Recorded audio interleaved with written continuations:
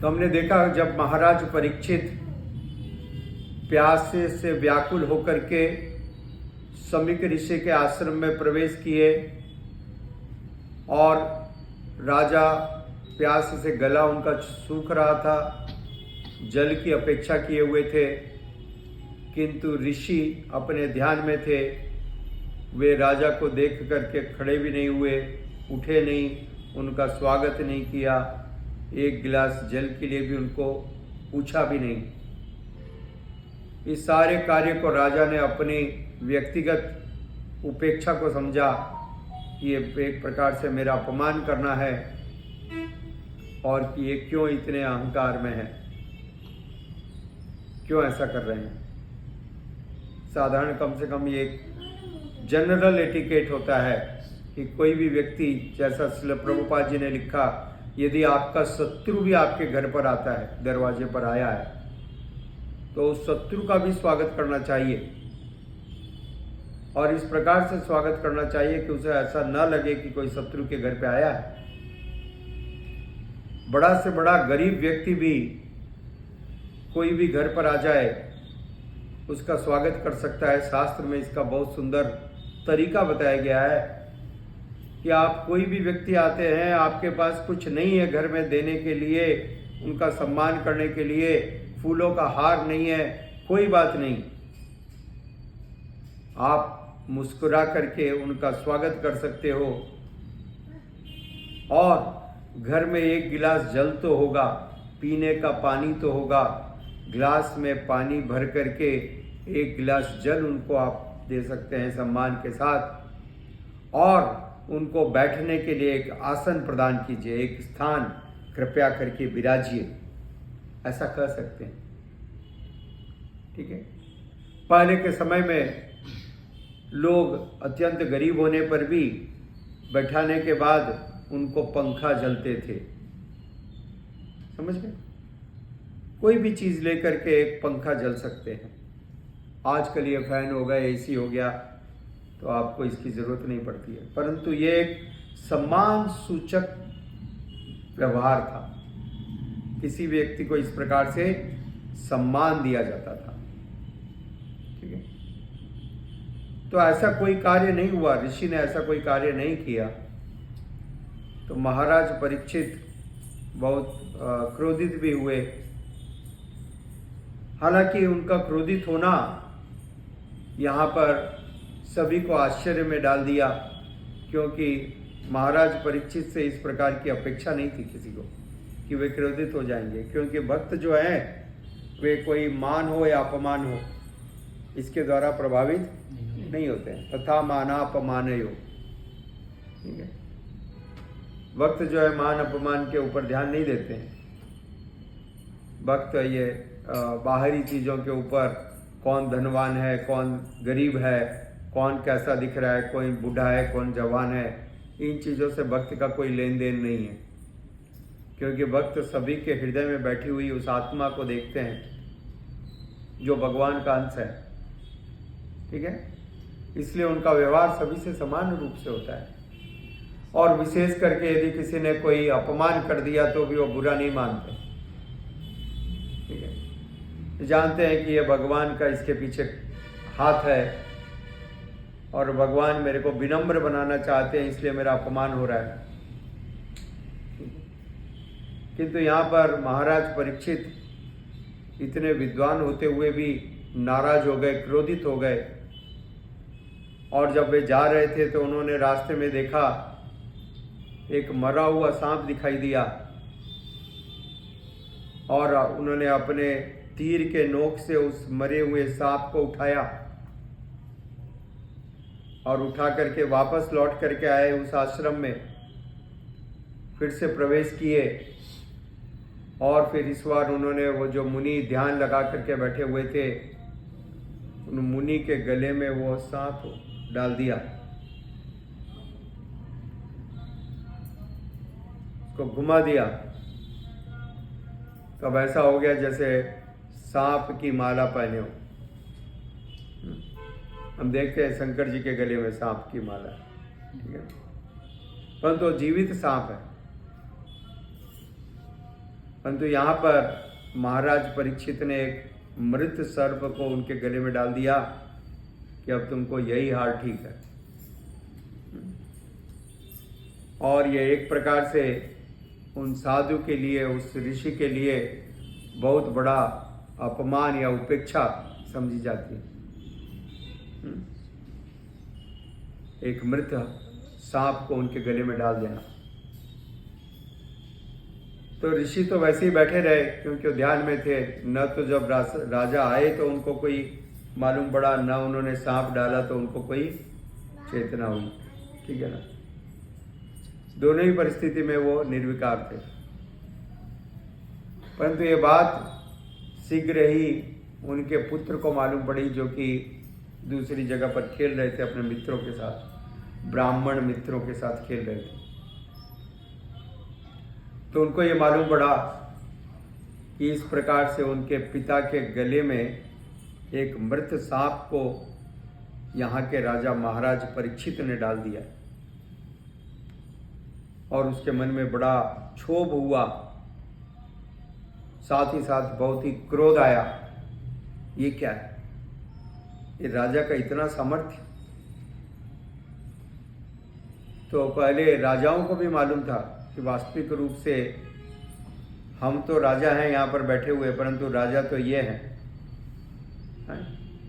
क्योंकि इन्होंने सभी के ऊपर विजय प्राप्त कर ली है। काम, क्रोध, लोभ, मोह, मत्सर्य के ऊपर विजय प्राप्त कर ली है। ये वास्तविक राजा है।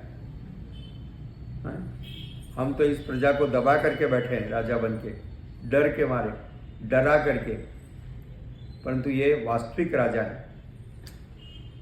तो इस प्रकार से जब उस पुत्र को मालूम पड़ा तो क्रोधित हुआ, और क्रोधित होकर के उन्होंने अपने मित्रों के सामने, अपने फ्रेंड्स को दिखाते हुए, कहते हुए जोर से इस बात का ऐलान कर दिया, घोषणा कर दी, श्राप दिया।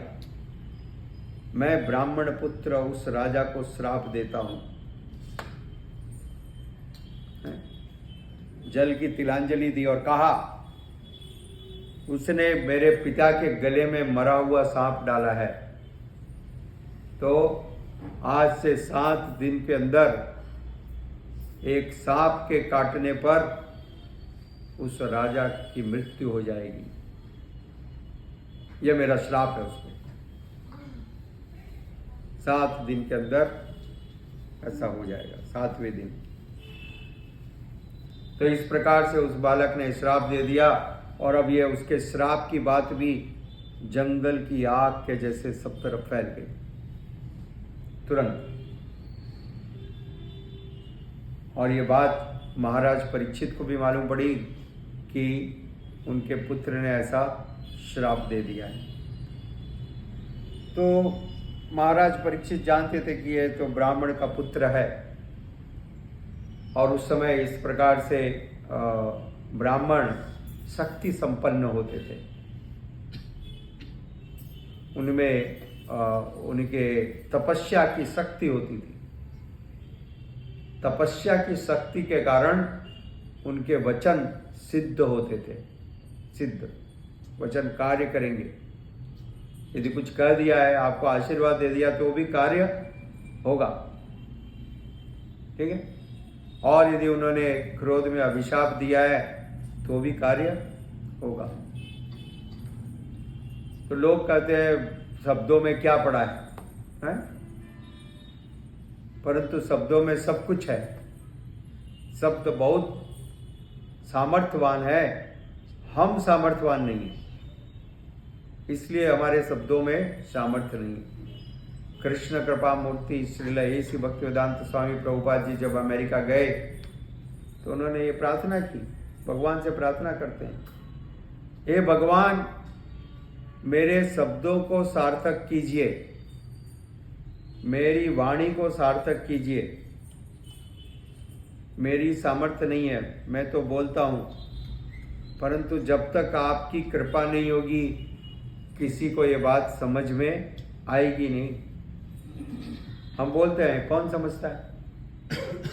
हाँ? तो श्रील प्रभुपाद जी ने भगवान से प्रार्थना की, तो इस प्रकार से भक्त का यह चरित्र होता है। भक्त जानता है कि भगवान सब कुछ सार्थक कर सकते हैं। तो उन्होंने प्रार्थना की भगवान से, हे भगवान आप कृपा करेंगे तो मेरा नाम सार्थक होगा और मेरे वचन, मेरी बातें इनके हृदय में प्रवेश करेंगी और इनको प्रेरणा प्रदान करेगी। ठीक है, आपकी कृपा होगी तब। तो वचनों में सब कुछ है। एक सुंदर घटना से आपको मालूम पड़ेगा वचन का। एक साधु थे, एक साधु जो है एक राजा के दरबार में थे। तो वे हमेशा पाठ करते रहते थे मंत्रों का। तो एक उनका जो मंत्री था वो सोचता था कि ये क्या, ये तो धूर्त व्यक्ति है। और राजा उस साधु को बहुत प्रशंसा करते थे, बहुत धन भी देते थे समय समय पर। तो मंत्री को बड़ा क्रोध आता था कि ये क्या, ये तो धन का मिसयूज हो रहा है, ये करते कुछ भी नहीं है, खाली आ करके कुछ 2 मंत्र बोलते हैं, 4 मंत्र बोलते हैं, कुछ डाल देते हैं। तो इनको तो रहना ही नहीं चाहिए, यहाँ पर हटा देना चाहिए इसको। तो वो मंत्री जो है नाना प्रकार से योजना बनाता था हटाने के लिए। परंतु ये साधु बहुत विद्वान थे, इनको उसके मन की बात भी समझ में आती थी। कई बार समझ में आती है ना, समझ में आता है, हमारे व्यवहार से चीज़ जो है स्पष्ट हो जाती है क्या चल रहा है मन में। तो साधु को मालूम पड़ रहा था कि ये मंत्री के मन में इतना द्वेष है, इतना क्रोध है, मेरे प्रति ईर्ष्या है, और वो इस प्रकार का सोचते हैं। तो एक दिन जब राज दरबार में सारे लोग उपस्थित थे और मंत्री इसी प्रकार से सोच रहे थे, तो साधु ने मंत्री की तरफ देख करके कहा, जोर से कहा सबको सुनाते हुए, अरे नाजायज औलाद, अपने बाप की नाजायज औलाद, तुमको इतना भी तमीज नहीं है, ठीक से खड़े हो। और ऐसा कहने पर अपने बाप की नाजायज औलाद, उस मंत्री के शरीर में आग लग गई। उसका मन किया कि अभी इसका गला काट दूं। उसने अपनी तलवार के ऊपर हाथ भी रखा खींचने के लिए। जब उसने तलवार पर हाथ रखा तब साधु ने कहा, देखिए आपका ये सोचना था कि शब्दों से क्या होता है, मैं तो कुछ मंत्र गाता हूं। सही बात है, बोला ये बात सही है कि शब्दों से कुछ नहीं होता, तो आपका हाथ तलवार पे क्यों गया? मैंने भी तो कुछ शब्द कहे थे, अपशब्द कहे थे, तो उनका इतना बड़ा प्रभाव हुआ। आप मेरी हत्या करने के लिए तैयार हो गए। तो जब कुछ शब्दों से किसी की हत्या की जा सकती है, तो कुछ शब्दों से किसी की पूजा भी की जा सकती है?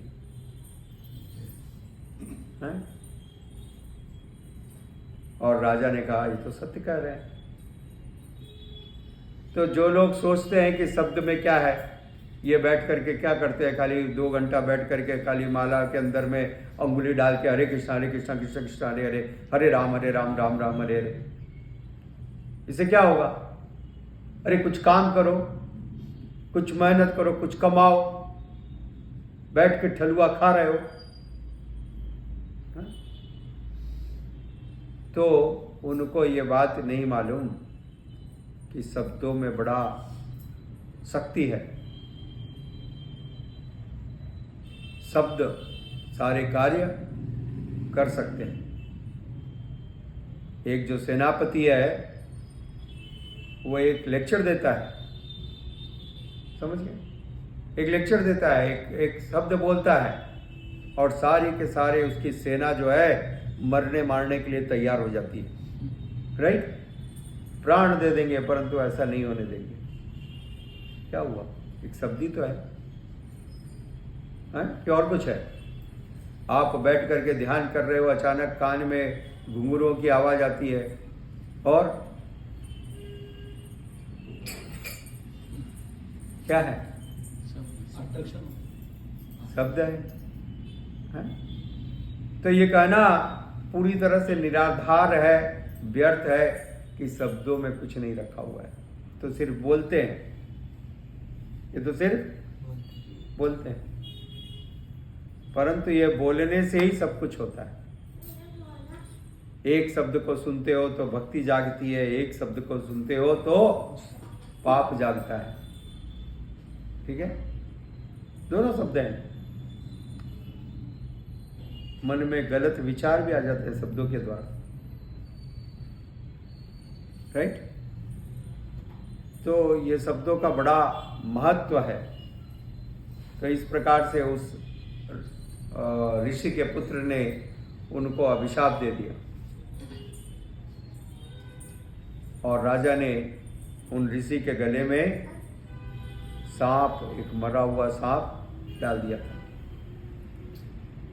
और हम सब के गले में भी मरा हुआ सांप पड़ा हुआ है। ठीक है, श्री नरोत्तम दास ठाकुर जी गाते हैं, अद्भुत कीर्तन है श्री नरोत्तम दास ठाकुर का। उसमें क्या कहते हैं वो, हार बोलिया गलय परिला मना, हार बोलिया समन किंकर साप,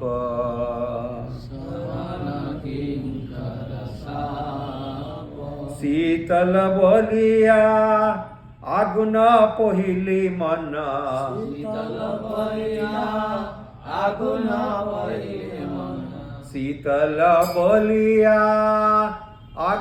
पहिली मन,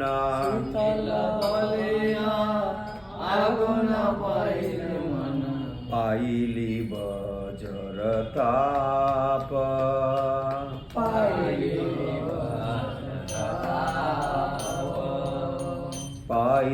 बजर ताप,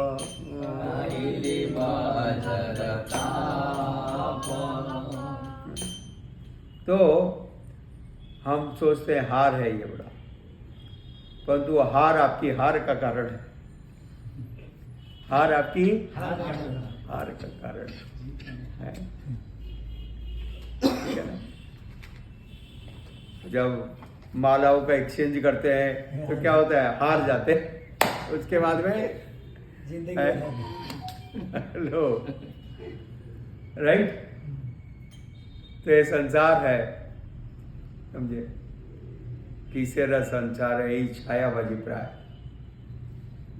तो वास्तविक रूप से इस प्रकार से जब उन्होंने उस हार को डाल दिया तो श्रील प्रभुपाद जी बताते हैं कि ये परीक्षित महाराज का स्वभाव नहीं था और उन्होंने अपनी इच्छा से नहीं किया, ये तो भगवान की प्रेरणा थी उसके पीछे, ये भगवान का अरेंजमेंट था, नहीं तो उनके जैसे भक्त ऐसा कार्य नहीं कर सकते।